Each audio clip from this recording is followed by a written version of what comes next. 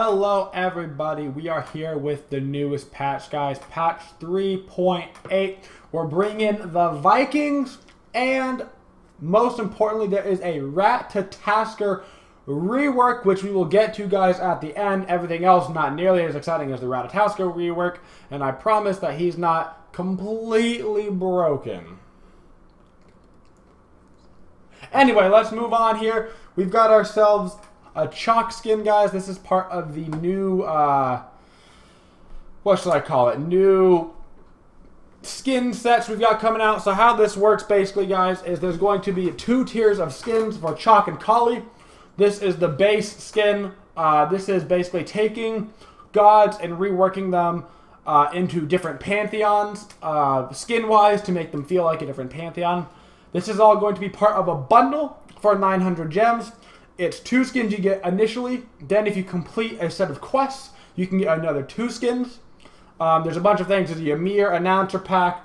There's a border. There's a pedestal. A music theme. All kinds of stuff. So that chalk skin is my personal favorite out of all the skins available.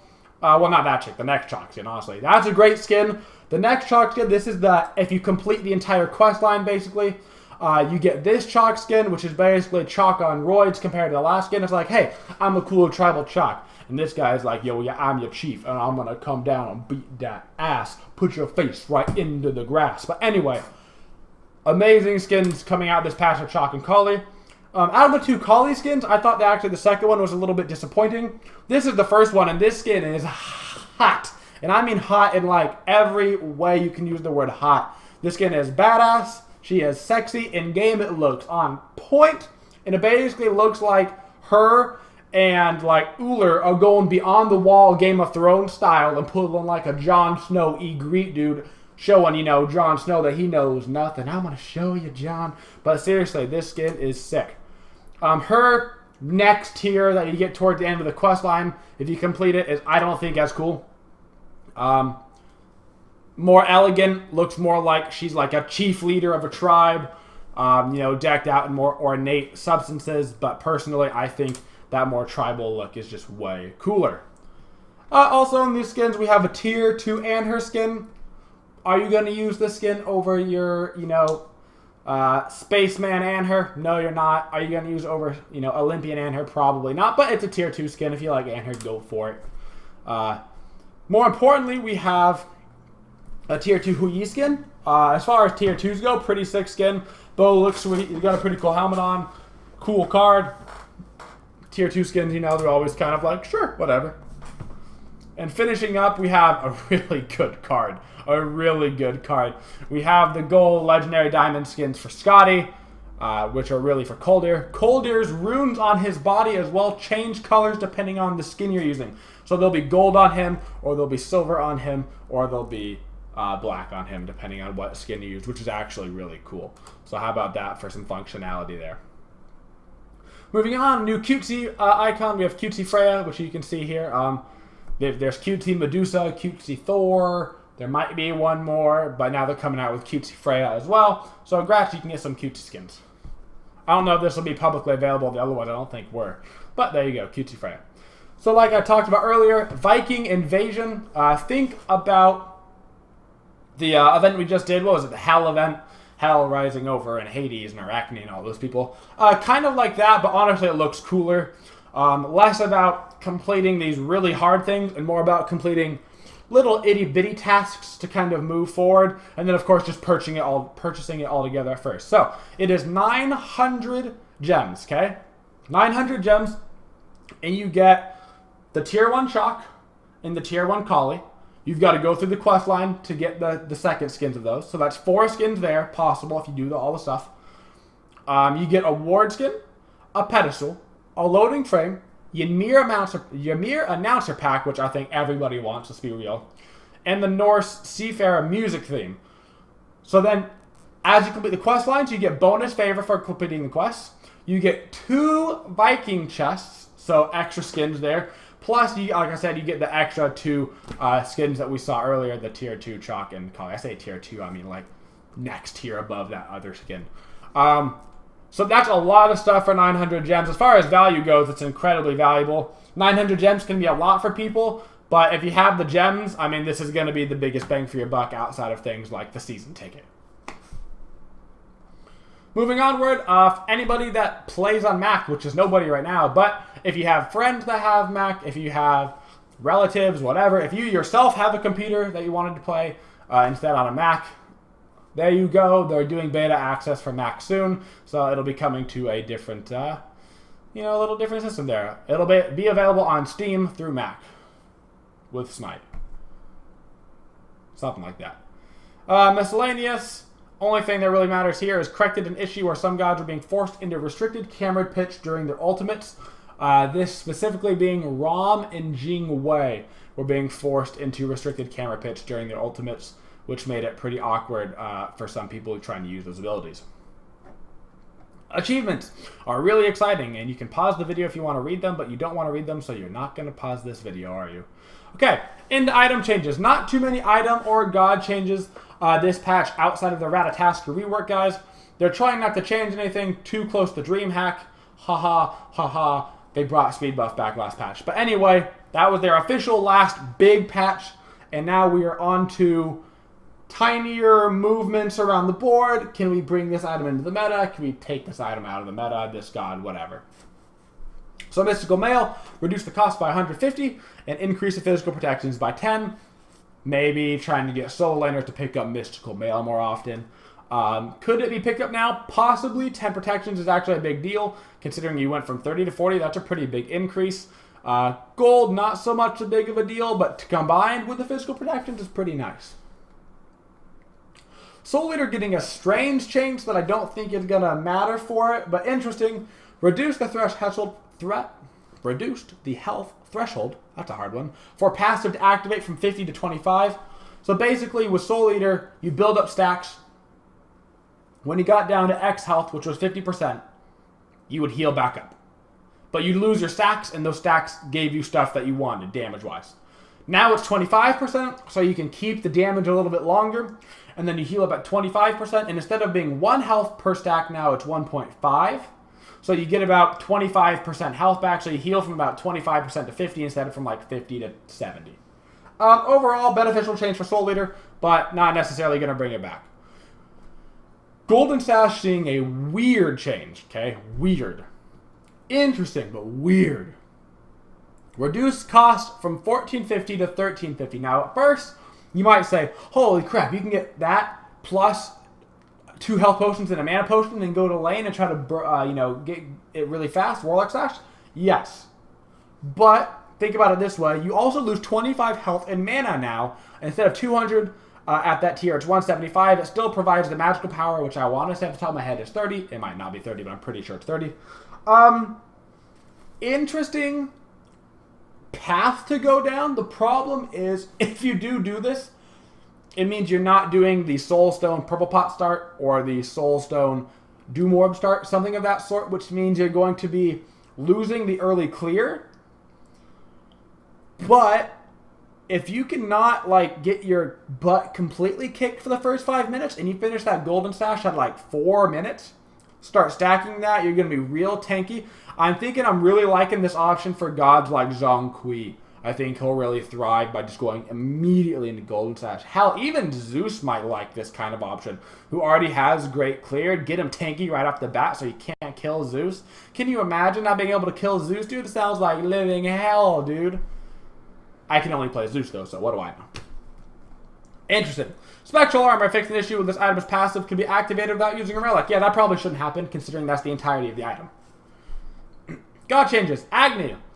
They decided they wanted Agni to be a hunter now, so they increased his attack speed and attack speed scaling again, while reducing his magical power scaling so he can be more focused on autos. I'm just kidding.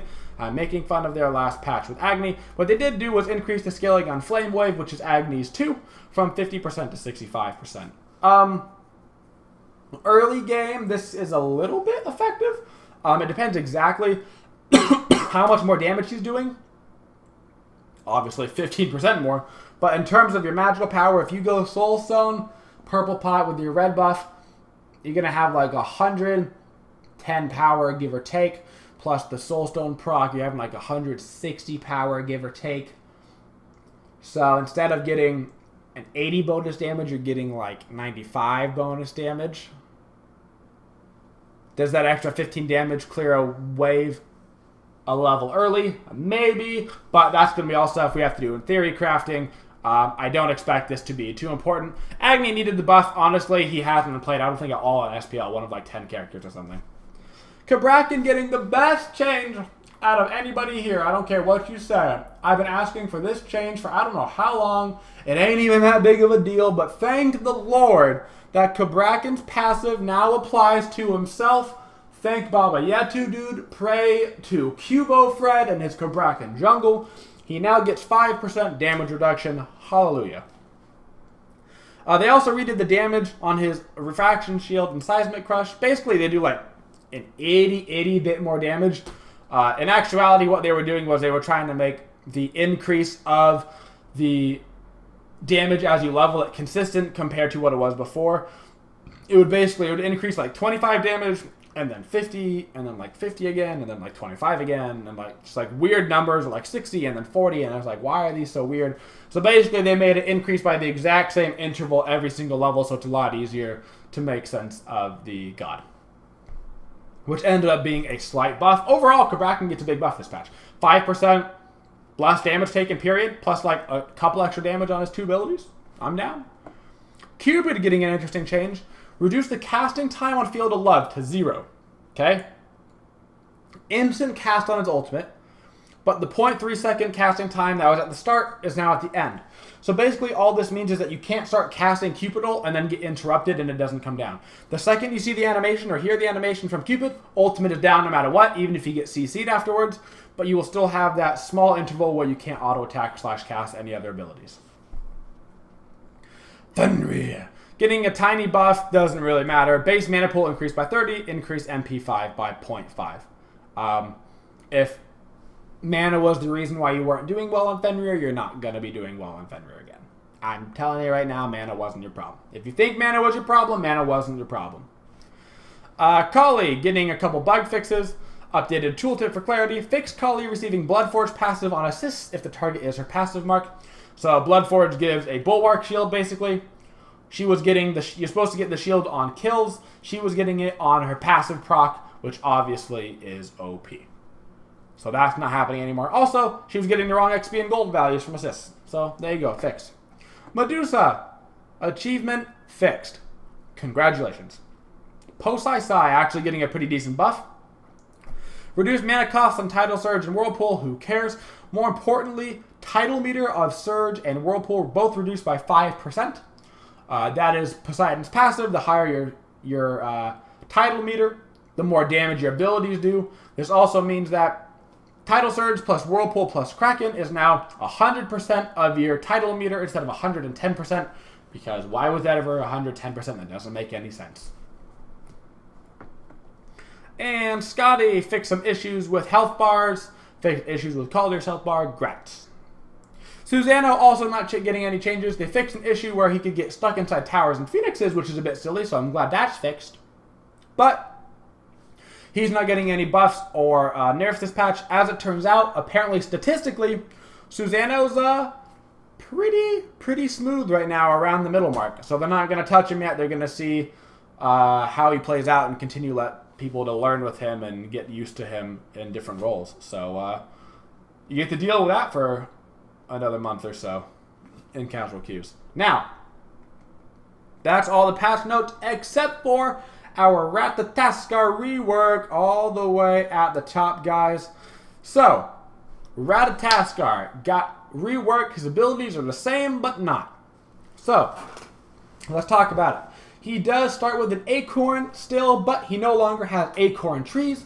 There is a single acorn path. It is, I believe, 1,600 gold. It gives 50 physical power and 20% movement speed. So it is 10 physical power more than Boots. It is 2% more movement speed than Boots, and it is 50 more gold than Warrior Tabai. So about the same as Boots. He cannot buy Boots anymore. Ratataskar cannot buy Boots, so you can't pair that with Boots for 38% movement speed. Can't do it. Thank the Lord. Okay, so that's good. Dart. Dart is similar. You can no longer use it more than once. It is a single line ability with the typical 55-meter range there on it. Decent damage with good scaling. It has a slow that scales as you level it. It's a 3-second slow, up to 40%, which is really strong. It dashes through minions and hits gods. Okay. The dart cooldown is reduced by 2 seconds for each enemy hit by your other 2 abilities. So think Guan Yu, how Guan Yu's abilities kind of get reduced by using abilities and hitting other gods or healing your teammates. Same thing with Dart, except for his other 2 abilities just reduce his Dart cooldown. Also to be noted, when you build your Acorn on Rat, basically the passive on it is you get self-healing. This is a 20 base plus 40% physical power, and all of your abilities activate it. So it's just a built-in self-heal, not nearly as strong as the old green Acorn, but an okay heal just to have this passive healing as you're using abilities. So we have Dart, not too crazy, has a slow, does good damage, can be really low cooldown if you build cooldown is 12 seconds. Let's assume you built the 40% cooldown, so you're down to about 7 seconds. You hit your 2 abilities on multiple gods, it's up again. You cast it, you do another ability, it's almost up again. You can use it a lot. Flurry. Ratataskar spins around in a flurry of attacks, damaging nearby enemies. Think Tail Whip Radius, but think Guan Yu Talon Assault. It's just a constant stream of stuff. This does damage, plus 20% of physical power, but it goes 4 times, so it's 80% physical power. But it also reduces their protections by percentage up to 4 times. So I guess it's 6, 12, 18, 24% armor reduction on that ability. That's a lot. 24% armor pan on an ability is a lot. As far as I'm aware, you cannot use this ability and attack at the same time. It seems to work like Talon Assault, where once you do it, you're in the casting animation and you're just kind of spinning around in circles doing that, although I can't confirm that. So, we've got a slow, we've got built-in sustain, we've got armor shred. Alright, we've got a lot of stuff going on in this kit. So what's our Acorn Blast? Acorn Blast. Rat shoots a blast of 3 acorns forward in a cone. Way skinnier than the cone used to be. Damage is okay. 110 plus 30% for each, so it can be a pretty good damage burst. Enemies hit by more than 1 acorn take additional damage, so you can get, with the multiple damage. But enemies hit by all 3 are stunned for 1 second. So, we've got a slow, we've got armor shred, we've got a stun, and we got a self-heal. Okay? And of course, this all reduces the cooldown of your dart, so you can continually slow people. Finishing up, we didn't change the ultimate basically at all, except when you land from your ultimate, now it is a knock-up. Because this new Ratataskar kit did not have enough crowd control, so when you land from your ultimate, you will knock somebody up, so you can immediately smack them with your Acorn Blast when they come down so you can stun them. Follow it up with a dart so they're slowed and finish them off with a flurry. Except for you should probably use your flurry earlier because it gives you physical shred. So do that. Don't do what I just said. But you can CC combo a whole bunch. Also use your dart earlier because your other abilities reduce this cooldown. Don't wait to use it like last. New Ratataskar on the whole looking extremely strong. His voice pack's the same, his character model's the same, his ability pictures are the same, it's just a little bit of changes throughout them. Overall, Ratataskar coming to a jungle near you, and as Divios would say, coming to a solo lane near you, because he looks real strong and he's got a lot of CC for an assassin. Thank you guys for watching the video. Let me know what you think about this new patch, guys, down in the comments. And this patch should be live on Tuesday. If you're watching this, then that means it's probably coming up in about a week if you're watching this on the day it came out. But otherwise, it's coming out real soon if you're catching this a little bit later. But thank you guys for watching, and thank you everybody who subscribes to the channel. And as always, have a twitching day, y'all.